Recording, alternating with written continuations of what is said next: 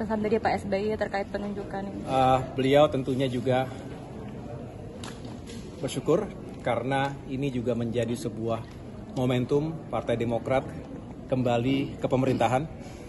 Banyak yang mungkin belum menyadari bahwa Demokrat selama 9 tahun 4 bulan berada di luar pemerintahan, dan ini sebuah momentum yang sangat bersejarah karena alhamdulillah apa yang kami perjuangkan juga selama ini bisa lebih direalisasikan jika Demokrat bergabung dengan pemerintahan secara langsung, karena kebijakan itu di tangan eksekutif.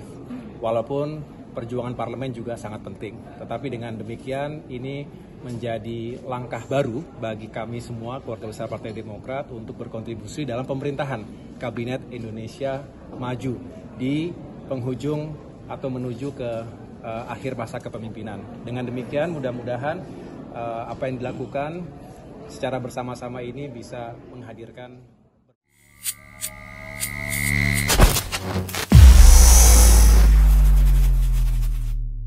Bismillahirrahmanirrahim. Assalamualaikum warahmatullahi wabarakatuh.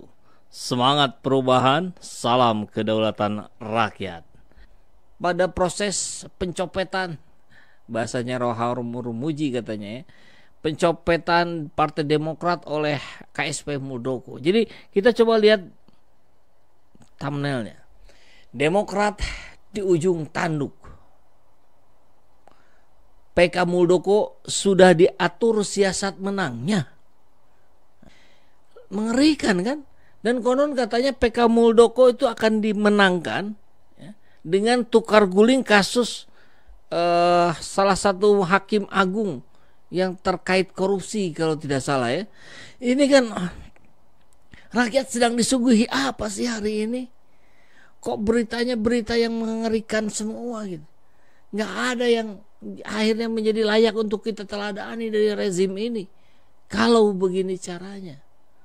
Maka kita coba lihat videonya. Cawe-cawenya Presiden Jokowi nyata terlihat dalam dugaan pencopetan Partai Demokrat melalui KSP Muldoko.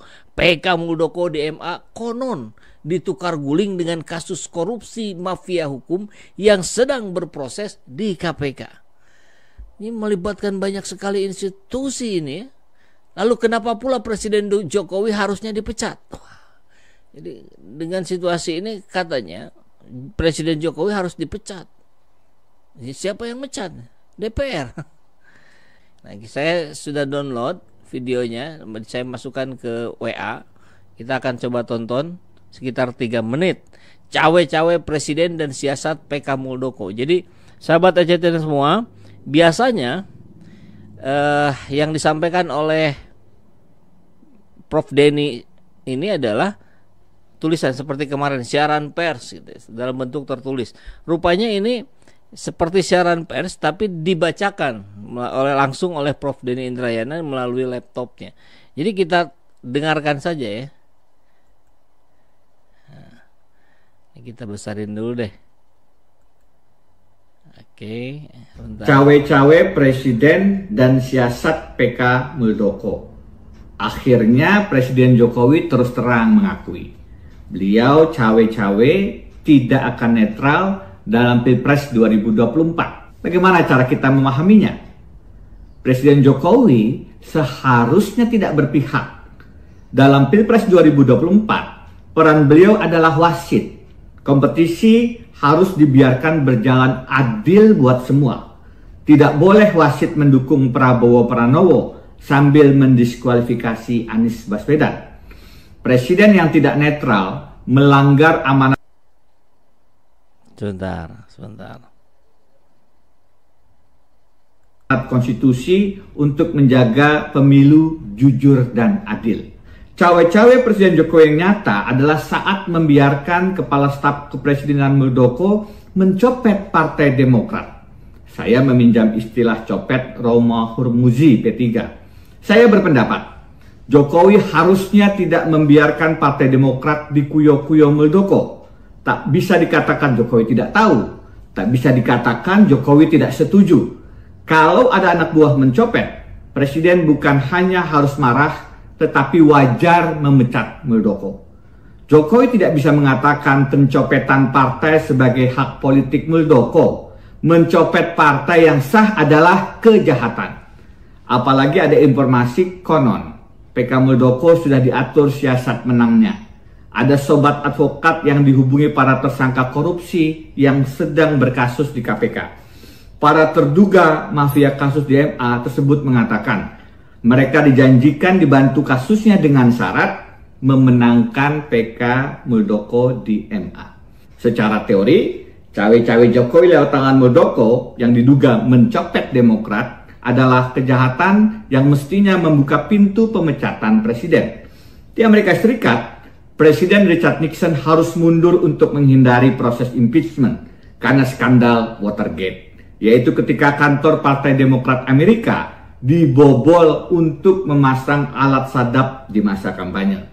Jokowi bukan hanya memasang alat sadap, tetapi melalui Muldoko berusaha mencopet Partai Demokrat. Bayangkan, demi menggagalkan pencalonan Anies Baswedan, Presiden Jokowi sampai tega membajak partai Presiden ke-6 SBY. Rasa-rasanya, Ibu Megawati tidak mau partai politik dizalimi. Sebagaimana di era Orde Baru, PDI Mega dikoyo-kuyo PDI Suryadi. Saatnya petugas partai Jokowi dihentikan cawe-cawe yang melanggar konstitusi. Integrity in 3 minutes, fight for morality.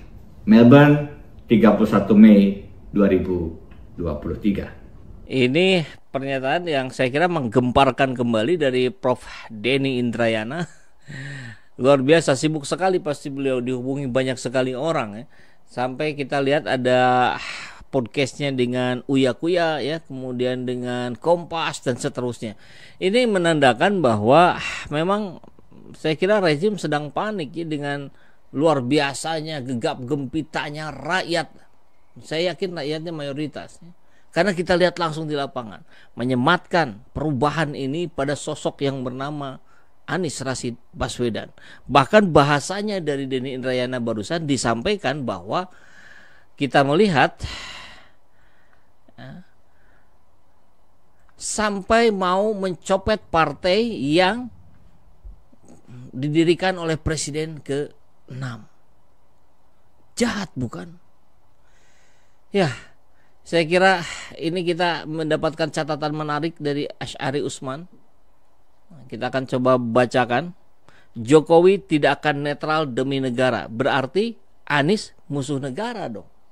Ya, karena jelas Pak Jokowi endorse Prabowo, Pak Jokowi endorse Ganjar Pranowo, tapi tidak pernah sekalipun mengendorse Anies. Padahal kalau mau fair play, padahal kalau mau sebagai guru bangsa, ya tentu harusnya netral.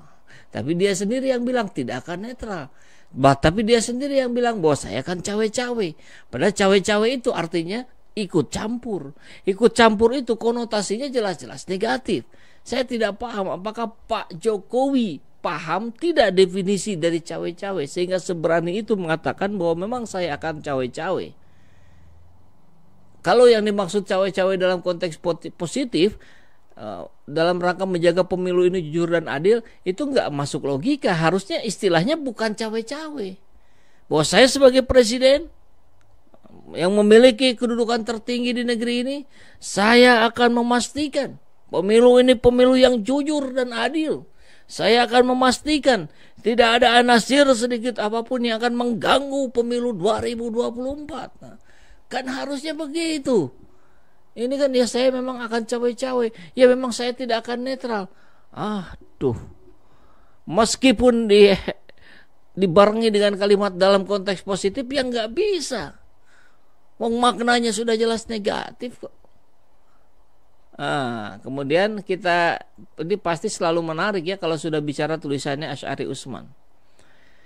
Presiden Jokowi akhirnya berterus terang. Dia menegaskan dia tidak akan netral dalam Pilpres 2024. Jokowi mengatakan ini di Istana Negara pada 29 Mei. Selama ini Jokowi membantah ikut cawe-cawe soal capres. Ya, itu berapa bulan yang lalu bilang saya tidak akan cawe-cawe. Kemudian sekarang bilang saya akan cawe-cawe. Rakyat disuguhi tontonan apa ini? jelas tontonan yang tidak menjadi tuntunan. Nah, kalau Jokowi dia melakukan cawe-cawe perihal penentuan capres itu untuk kepentingan negara, katanya begitu ya, bukan untuk kepentingan pribadi. Secara tersirat, Jokowi menganggap capres yang tidak dia dukung bukan untuk kepentingan negara atau bisa disebut sebagai musuh negara. Ini luar biasa interpretasi dari seorang Asy'ari Utsman ya. Karena kita lihat kan Jokowi endorse Ganjar, Jokowi endorse Prabowo, kemudian bilang saya akan cawe-cawe, tapi dia tidak endorse Anies. Maka kalau dianggap untuk kepentingan negara, Anies adalah musuh negara. Ini logika Asy'ari Utsman yang saya yakin ini diamini oleh mayoritas penduduk di Indonesia. Karena mudah saja sebetulnya, ini logika sederhana saja. Apa yang tersirat dari pengakuan Jokowi ini? Pertama, dia akan melakukan segala cara untuk mencegah Anies Baswedan agar tidak ikut Pilpres atau menang Pilpres.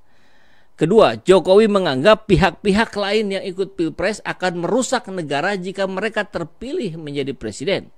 Yang ketiga, pengakuan itu menunjukkan bahwa Jokowi sangat mengkhawatirkan keselamatan dan keamanan keluarganya kalau Anies yang duduk sebagai presiden. Ini luar biasa menarik karena kita lihat bahkan sampai Demokrat, partai yang didirikan oleh SBY, mantan presiden Indonesia 2 periode, bisa dengan mudahnya diobok-obok. Dan konon katanya, balik lagi ke Denny Indrayana tadi, bahwa konon katanya PK Muldoko siasatnya sudah disiapkan untuk menang. Kan mengerikan ini. Hanya demi Anies gagal, Partai Demokrat harus dihancurkan.